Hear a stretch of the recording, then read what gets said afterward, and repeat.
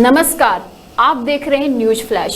मैं हूं आशी प्रतीक और बढ़ते हैं आज की खास खबर की तरफ। अब खबर भरतपुर से। भरतपुर खनन माफियाओं द्वारा भरतपुर की सांसद रंजीता कोली के ऊपर जानलेवा प्रहार करने की आलोचना सर्वत्र हो रही है। कहीं न कहीं इसमें शासन प्रशासन की ढिलाई अथवा उदासीनता देखने को मिलती है। ऐसी स्थिति में सरकार कैसे साधु संतों को आश्वस्त कर सकती है कि कनकांचल व आद्री बद्री संरक्षित वन घोषित होने के बाद भी असुरक्षित रहेंगे। जब तक इस क्षेत्र में संपूर्ण रूप से खनन गतिविधियां प्रतिबंधित नहीं होंगी तब तक अवैध खनन पर लगाम कसना असंभव है। लेकिन इसके अलावा अत्यंत आवश्यक है कि अवैध खनन की रोकथाम के लिए सिकरी नगर तहसील के डाबक में लगे क्रेशरों को अविलंब हटाया जाए, अन्यथा अवैध खनन का यह गोरख धंधा ईद क्षेत्र में बंद होना असंभव है। जय श्री राधे।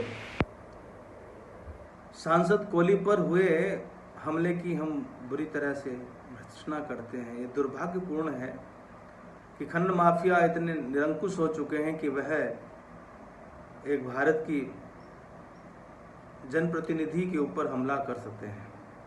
जिनको वाई कैटेगरी की सुरक्षा मिली हुई है वह सुरक्षित नहीं है, तो ये खनन को रोकने की दृष्टि से बैठे साधु संत, आंदोलनकारी, ब्रजवासी आदि कैसे सुरक्षित रह सकते हैं। चलो ये सुरक्षित हैं, लेकिन इन व्यवसायियों के इस आतंक से ब्रज के जो पहाड़ों के निमित्त आंदोलन चल रहे हैं अथवा हमारे विजयदास बाबा ने अपने प्राण तक आहुत कर दिए,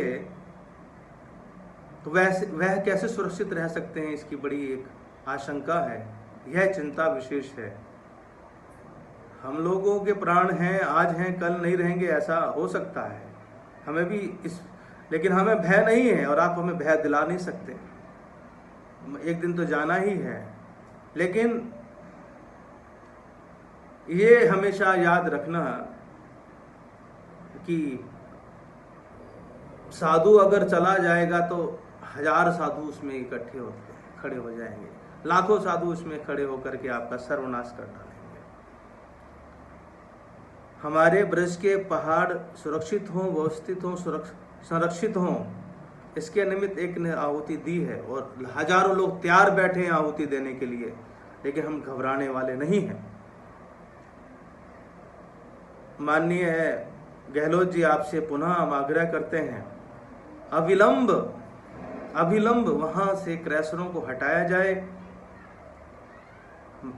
लीजें निरस्त की जाए, वहां से सब सामान उठाए जाएं, क्योंकि यह जो परिस्थिति तैयार हो रही है, इस परिस्थिति से मालूम यही पड़ता है कि यह लोग अब कानून के सहारे से नहीं, अब गुंडागर्दी के सहारे से हम लोगों को हटाना चाहते हैं, अपने रास्ते से ही हटा देना चाहते हैं। और एक और आग्रह करता हूं कि सीबीआई के माध्यम से विजयदास बाबा की मृत्यु के कारणों का निवारण करें। नहीं करेंगे तो पुनः आंदोलन बहुत जोरदार से होगा, और वो भी अब जयपुर में आकर के आपके घर के सामने होगा और हजारों लाखों संतों के साथ होगा, ये आप निश्चित समझिए।